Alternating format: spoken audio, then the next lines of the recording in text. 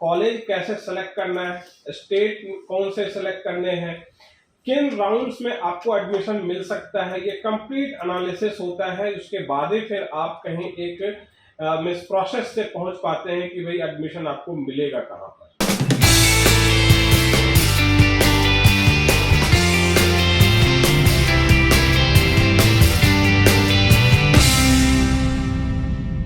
Hello sir. Hi. मेरे 600 plus बन रहे हैं ऑल इंडिया कोटे से। किस तरह के कॉलेज और स्टेट में मुझे जाना चाहिए?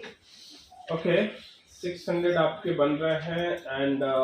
कुछ ऐसा लगता है कि कुछ ऊपर नीचे भी हो सकता है? थोड़ा बहुत। थोड़ी बहुत मतलब देखो, थोड़ी बहुत में जो आपका रैंक है ना, वो 1 मार्क्स पे भी बहुत ज्यादा डिफरेंट हो जाता है। फिर भी मैं आपकी बात पे ये कह रहा हूँ कि 600 marks is a good marks, but college selection कैसे होगा और किस तरह के स्टेट में आपको जाने चाहिए, इस पे हमारा डिटेल काउंसलिंग होता है। एक असिस्टेंस हम लोग जो देते हैं काउंसलिंग की, उसमें आप हमारे साथ जब रजिस्टर करेंगे mcpneet.com पर, then we will provide you a complete comprehensive assistance, जिसमें कि कॉलेज, स्टेट एंड किन राउंड्स में कैसे करके आपको एडमिशन लेने का प्रोविजन आपका बन सकता है, इन सब चीजों पे हम आपके साथ डिस्कशन करते हैं, प्लस आपको एडमिशन तक हम असिस्टेंस देते हैं। Hello friends, welcome to my career Pathshala. मैं प्रेम आनंद आपके लिए नीट काउंसलिंग के ऊपर जो लगातार इंफॉर्मेशन प्रोवाइड कर रहा हूं, उसी कॉन्टेक्स्ट में हमारा आज फिर से एक टॉपिक आता है, जिसमें कि जिन स्टूडेंट्स का 600 के अराउंड या 600 प्लस थोड़ी बहुत, यानी 600, 601, 602, 605 तक, ऐसे स्टूडेंट जिनके चांसेस गवर्नमेंट के तो पक्के पक्के हैं, लेकिन कॉलेज कैसे लेने चाहिए, किन स्टेट में जाने चाहिए और किन काउंसलिंग के स्टेजेस को उनको देखना है कि जहां पर उनको कॉलेज मिल सकता है। बहुत सारे बच्चे ऐसे होते हैं जिनका पूछना होता है कि मुझे किसी भी राउंड में एक बस गवर्नमेंट कॉलेज दिलवा दो सर। देखिए, कॉलेज दिलवाना, एडमिशन करवाना इंडिया में किसी भी कॉलेज, चाहे गवर्नमेंट हो, प्राइवेट हो, डीम्ड हो, किसी भी स्टेट के कॉलेज, किसी भी ऑल इंडिया कोटे से ये पॉसिबल ही नहीं है कोई आपका एडमिशन करवा दे। यस, आपको असिस्टेंस मिलना चाहिए सो दैट कि आप काउंसलिंग में अपीयर कैसे करें, काउंसलिंग आप खुद से कैसे करें, इसकी नॉलेज आपको होनी चाहिए, जिसमें हम लोग माय करियर पाठशाला ने अपना एक लेगेसी मेंटेन किया हुआ है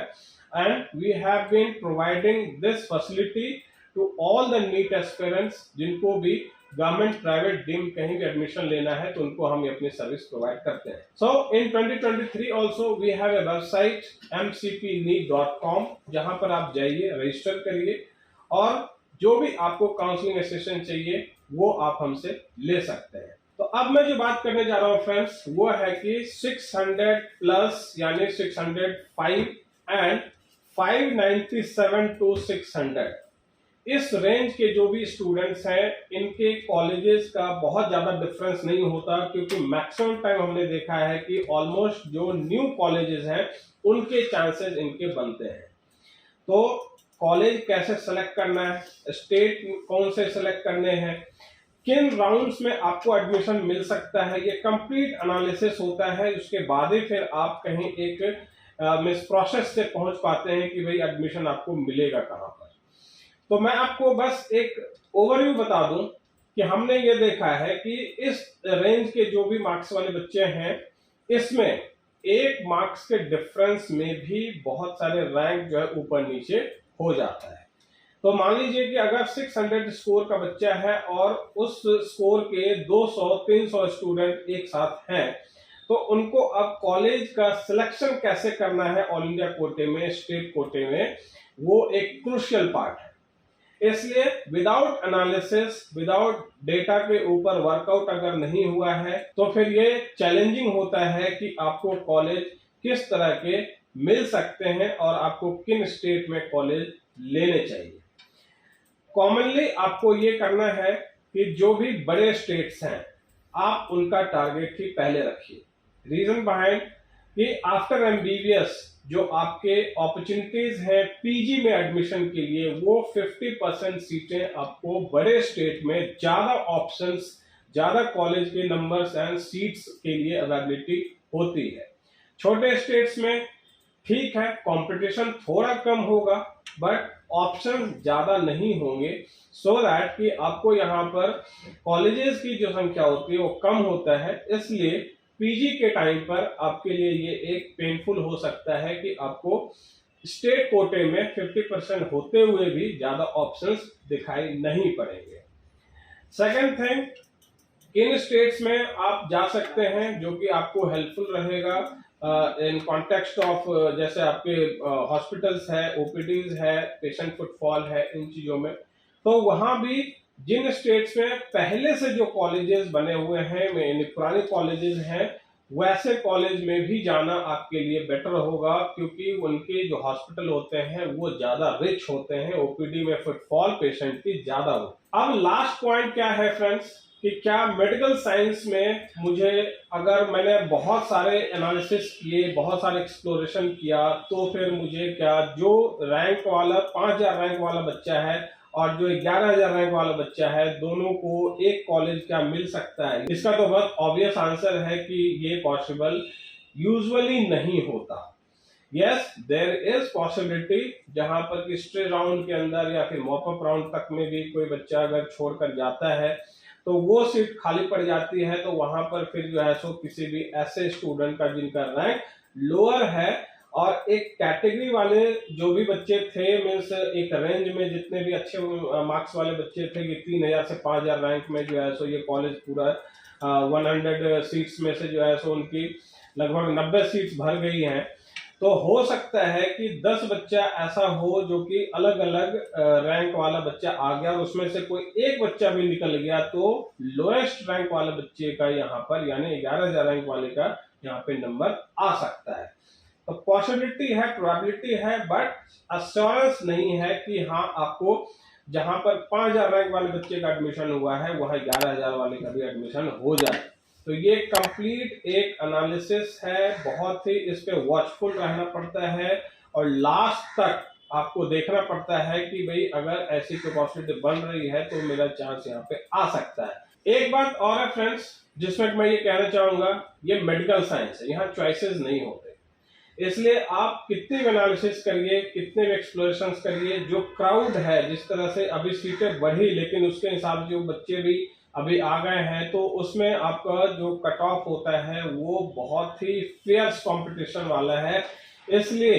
आपको अगर कोई भी कॉलेज फर्स्ट राउंड में मिलता है तो आप उसको यूं ही मत छोड़ दीजिए, उसको आपको पहले ग्रैब करना चाहिए, देयर आफ्टर आप अपने chances second round, third round या फिर स्ट्रे वैकेंसी तक देख सकते हैं। सो प्रोबेबली आपको अभी जो मैं ये सजेशन दूंगा कि मेडिकल साइंस की सीट अगर आपको मिली हुई है तो पहले उसको आप ग्रैब करो, उसके बाद फिर आप डिसीजन लो कि सेकंड राउंड में क्या करना है। सेकंड राउंड के बाद अगर कुछ ऐसे चांस बनते हैं तो मैं फॉरफिट करके भी जो है सो अपने मॉपअप राउंड तक जा सकता हूं। तो एमबीबीएस में आपका सबसे जो पहली जरूरत है वो है एक सीट पहले ग्रैब करना, उसके बाद फिर आपकी पॉलिसी क्या रहेगी, क्या आप फैक्टर्स पे अपने कॉलेजेस के ऑप्शंस देख पाएंगे, कहां तक आपके जो है सो चांसेस बन सकते हैं, इन सारी चीजों को देखने के लिए, समझने के लिए एक कंप्लीट एनालिसिस है, वॉचफुल रहना पड़ेगा and we have to be very much guided, assisted by any counselor जो आपका नीट की सर्विस एक्सक्लूसिवली दे रहा हो। सबसे पहले जो जरूरत की चीज है वो है काउंसलिंग में असिस्टेंस देना, ना कि आपका एडमिशन करवाना। तो आज के काउंसलर्स बहुत सारे ऐसे भी न्यू ऑफिसेस खोल करके और कहीं भी अपना बैठ करके ये सर्विस देना स्टार्ट कर चुके हैं कि भाई आपका हम एडमिशन करवा देंगे। तो इससे भी आपको बचना है, क्योंकि ये जो टाउटिंग वाली सर्विस है जिसमें कि आपको कुछ भी बोल करके किसी भी फिक्टिशियस कोटा के अंदर एडमिशन दिलवा दिया जाएगा, ये करवा दिया जाएगा, तो आप वैसे सवाल ही मत पूछो कि आप मेरा एडमिशन करवा सकते हैं कि नहीं, आप सीधा पूछो मुझे काउंसलिंग के असिस्टेंट चाहिए, और उससे 10 सवाल आप पूछ सकते हैं कि काउंसलिंग में क्या रूल्स है, क्या प्रोसेस है, क्या डॉक्यूमेंटेशन है, किस स्टेज में क्या करना है। तो अगर उन सवालों का जवाब वो सही से दे पाए, then only you should hire that counselor और एजेंसी। अदरवाइज एडमिशन की जो भी बंदा बात कर रहा है या फिर कोई एजेंसी बात कर रही है, तो फिर उसको आप दूर से ही सलाम नमस्ते करके निकल जाइए। और ये आपके लिए बेटर इसलिए भी होगा क्योंकि आए दिन हमने बहुत सारे इस तरह के जो एजेंसीज है उसके बारे में सुना है कि इनके इतने ठगे गए उतने ठगे गए, इसलिए इन चीजों से अभी दूर रहना है फ्रेंड्स। बहुत ज्यादा आपको इनके फोन कॉल्स का जवाब नहीं देना है। तो बने रहिए माय करियर पाठशाला के साथ। फॉर नेक्स्ट सेशन मैं आपको फिर से बता रहा हूँ नीट के बारे में कोई भी अपडेट होगी तो इस वीडियो को अगर आपने पसंद किया है तो इसको शेयर करें और लाइक करें, अलॉन्ग विद इस चैनल को भी सब्सक्राइब भी करें for latest update on NEET. Thank you so much.